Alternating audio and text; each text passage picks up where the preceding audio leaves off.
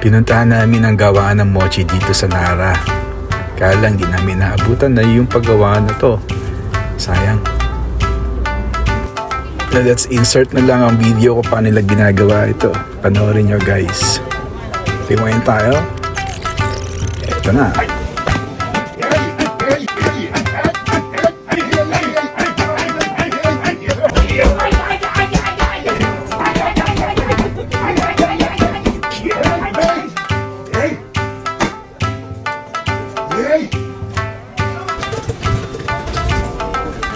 Ayan, transporting to the present time.